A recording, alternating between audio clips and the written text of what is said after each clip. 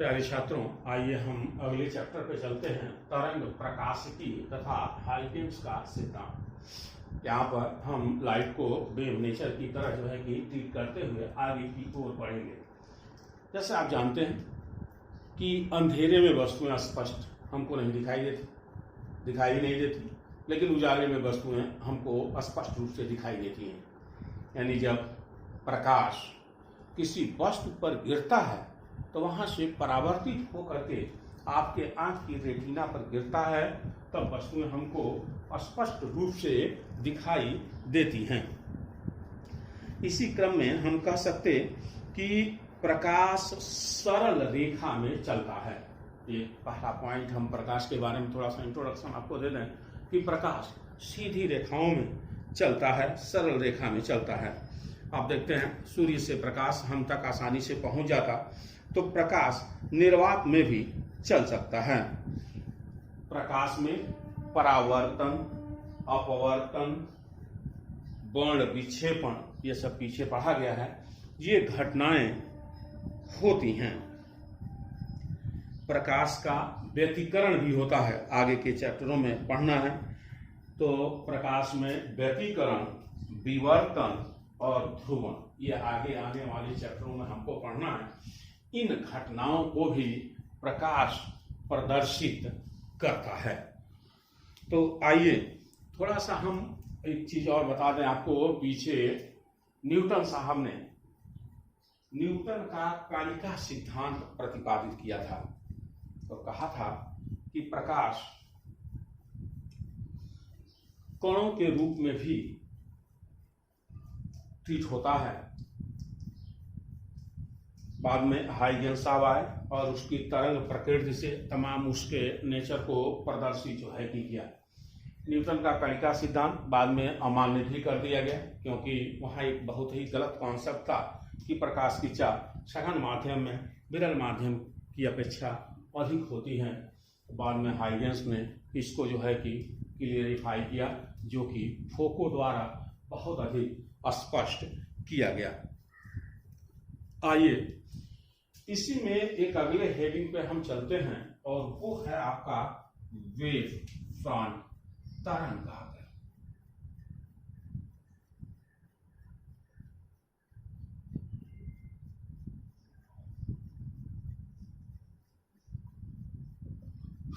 अगली आपकी हेडिंग है, और ये डिफिनीशन आप ध्यान में रखेंगे, बहुत पूछा गया है 1 नंबर में। आइए, कहा गया कि जब माध्यम में तरंगें संचरित होती हैं तो माध्यम में खींचा गया वह पृष्ठ, जैसे किसी स्रोत से मान लीजिए आपकी ये तरंगें निकल रही हो, तो माध्यम में खींचा गया वह पृष्ठ जिस पर स्थित सभी कण कंपन की समान कला में हो। कह रहा है कि माध्यम में खींचा गया वह पृष्ठ जिस पर स्थित सभी कण कंपन की समान कला में हो, तो हम ऐसे पृष्ठ को तरंगाग्र कहेंगे। यानी जब माध्यम में तरंगे संचरित हों तो उसमें खींचा गया एक ऐसा पृष्ठ जिस पर स्थित सभी कण कंपन की समान कला में हों, तो ऐसे पृष्ठ को हम तरंगाग्र कहते हैं। अगर आप लिखना चाहें तो इसकी डिफिनीशन होगी कि माध्यम में खींचा गया एक ऐसा पृष्ठ जिस पर स्थित सभी कण कंपन की समान कला में हो, तो ऐसे पृष्ठ को तरंगाग्र कहते हैं। ये भी कई प्रकार के होंगे, फिलहाल केवल डिफिनीशन आपको जानने की जरूरत। मान लीजिए अगर स्रोत ही रेखी हो इस प्रकार से, और इससे तरंगें हमारी संचरित हो रही हो, तब जो पृष्ठ होगा इस प्रकार से वह तरंगाग्र आपका कहलाएगा, जो कि एक तरह से बिल्कुल पैरेलल लाइन में है। तो हम ऐसे तरंगाग्र को जिस पर स्थित सभी कण कंपन की समान कला में हैं, समतल तरंगाग्र कहेंगे। जैसे अगर स्रोत ही हमारा एक रेखी हो, तो यहाँ से जो भी तरंगें ये निकल रही हैं, इन पर स्थित माध्यम के कण कंपन की समान कला में हो, तो ये समतल तरंगाग्र कहलाएगा। लेकिन अगर मान लीजिए कि हमारा स्रोत ऐसे गोली हो, तब इससे सभी दिशाओं में इस प्रकार से तरंगें उत्सर्जित होंगी, ये इस तरह से, और इस पर अगर ऐसे पृष्ठ खींचा जाए जिस पर इसके सभी कण कंपन की समान कला में हो तो यह गोलीय तरंगाग्र आपका कहलाएगा। ऐसे अगर बेलनाकार है तो वह बेलनाकार तरंगाग्र को भी रिप्रेजेंट करेगा। आइए, हाइगेंस का तरंग सिद्धांत, हाइगेंस वेव थ्योरी, 1678 में हाइगेंस ने इसकी स्थापना की जो है कि इस सिद्धांत को प्रतिपादित किया, हाइगेंस वेव थ्योरी। और इनके अनुसार कि प्रकाश कणों के रूप में नहीं बल्कि तरंगों के रूप में किसी भी स्रोत से निकल करके और माध्यम में आगे की ओर बढ़ता है। इनके संचरण के लिए माध्यम की आवश्यकता होती है, हाइगेंस का यह कहना था। और इसके लिए उसने एक ईथर माध्यम की भी परिकल्पना की। सर्वव्यापी जो ईथर माध्यम की परिकल्पना इन्होंने किया एक तरह से काल्पनिक था, और उसके लिए यह माना कि यह भारहीन है और सभी पदार्थों में प्रवेश कर सकता है। इस प्रकार उन्होंने कहा कि प्रकाश तरंग के संचरण के लिए आवश्यक सभी गुण इस माध्यम में उपस्थित होते हैं। जैसे प्रकाश अति तीव्र चाल, आप जानते हैं उसकी जो चाल होती है 3 × 10⁸ मीटर पर सेकंड होती है, से चलता है। अतः यह माना गया कि जो भी माध्यम इन्होंने लिया, जैसे ईथर की परिकल्पना इन्होंने की, तो उसका जो घनत्व है वह घनत्व बहुत ही कम है। यानी जो ईथर माध्यम माना गया था उसका जो घनत्व है वो बहुत कम है। इस प्रकार काल्पनिक माध्यम में प्रकाश की तरंगें चलती हैं। जब ये तरंगें, अभी पीछे बताया भी आपको कि जब ये तरंगें आंख की रेटिना पर गिरती हैं तो हमें वस्तुएं स्पष्ट रूप से दिखाई देने लगती हैं। कैसे लिखेंगे इसको, हाइगेंस के तरंग सिद्धांत को? तो आप कहेंगे कि इसकी परिकल्पना सर्वप्रथम हाइगेंस ने 1678 ईस्वी में किया था। आप इसको लिखें या न लिखें, जैसे हाइगेंस के द्वितीयक तरंगिकाओं का सिद्धांत अभी आपको मिलेगा जो बहुत ज्यादा आपका जो है कि इम्पोर्टेंट है। फिलहाल जब हम इस हाइगेंस का तरंग सिद्धांत अगर केवल इतना कहता है तो 2 लाइन इसमें कहा जा सकता है कि हाइगेंस ने माना कि प्रकाश स्रोत से निकलकर सभी दिशाओं में प्रकाश की चाल से तरंगें जो है कि चलती हैं। यानी किसी भी प्रकाश स्रोत से जो प्रकाश तरंगें उत्सर्जित हो रही हैं वो लगभग सभी दिशाओं में प्रकाश की चाल से जो है कि संचरित होती हैं। तरंगों के चलने के लिए माध्यम की आवश्यकता होती है। इस कारण हाइगेंस ने एक सर्वव्यापी माध्यम ईथर की परिकल्पना की।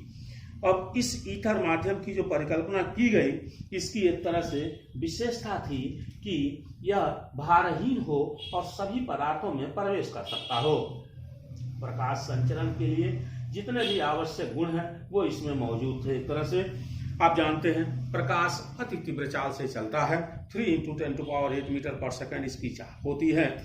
तो यह माना गया कि जो ईथर है माध्यम की परिकल्पना जो हाइगेंस साहब ने किया था, बाद में इसे भी माइकलसन मोरले के द्वारा जो है कि समाप्त कर दिया गया, माना गया कि घनत्व तो इसका बहुत कम होता है। इस प्रकार के काल्पनिक माध्यम में प्रकाश की तरंगें चलती हैं। जब ये तरंगें आंख की रेटिना पर गिरती हैं तो वस्तुएं हमें स्पष्ट रूप से दिखाई देती हैं। एक चीज और ध्यान रखिएगा, विभिन्न रंगों के प्रकाश की तरंगें भिन्न भिन्न लंबाइयों की होती हैं। धन्यवाद। आइए अगले वीडियो पे चलते हैं। आपका हाइगेंस का द्वितीयक तरंगिकाओं का सिद्धांत, Huygens principle of secondary wavelength. Huygens ने माध्यम में तरंगों के संचरण के संबंध में एक सिद्धांत प्रतिपादित किया जिसे हाइगेंस का द्वितीयक तरंगिकाओं का सिद्धांत कहते हैं। जो इनका पहला पॉइंट आप याद कैसे रखेंगे, क्योंकि तीनों थ्योरी ही है, तो पहले पॉइंट को आप कैसे याद रखेंगे, तो ध्यान रखिएगा पहले पॉइंट का अर्थ है आपका कि जो आप तरंगाग्र की अभी डिफिनीशन लिखे थे वही यहां लिखना है कि जब किसी स्रोत से प्रकाश तरंगे निकल करके माध्यम में विभिन्न दिशाओं में संचरित होती हैं तो माध्यम में खींचा गया वह पृष्ठ जिस पर स्थित सभी कण कंपन की समान कला में हो तरंगाग्र कहलाता है। अगर यह तरंगाग्र, यह जो तरंग स्रोत जिस स्रोत से तरंगे निकल रही हैं, अगर वह बिंदुवत है, एक बिंदु के रूप में है, गोलीय रूप लिए हुए है, तो जो तरंगाग्र होगा वह भी गोलीय तरंगाग्र कहलाएगा। यानी इस प्रकार से यहाँ से ए है तो इस प्रकार से सभी संभव दिशाओं में तरंगे जो है कि बाहर की ओर निकलेंगी। अब इन पर अगर आप कोई पृष्ठ इस प्रकार से खींचते हैं तो इस पृष्ठ पर स्थित सभी कण अगर कंपन की समान कला में हो तो यह तरंगाग्र को रिप्रेजेंट करेगा।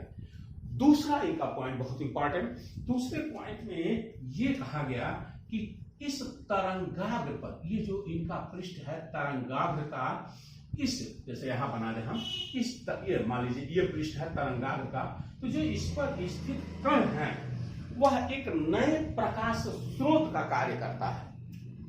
ठीक है, यहाँ जो ये आपका तरंगाग्र है गोलीय तरंगाग्र, जैसा कि यहाँ बताया आपको, इस पर स्थित सभी कण एक नए प्रकाश स्रोत का कार्य करते हैं और इससे सभी दिशाओं में पुनः तरंगे जो है कि उत्सर्जित होने लगती हैं। यहाँ से ये पुनः इन डायरेक्शनों में तरंगे जो है कि निकलने लगती हैं।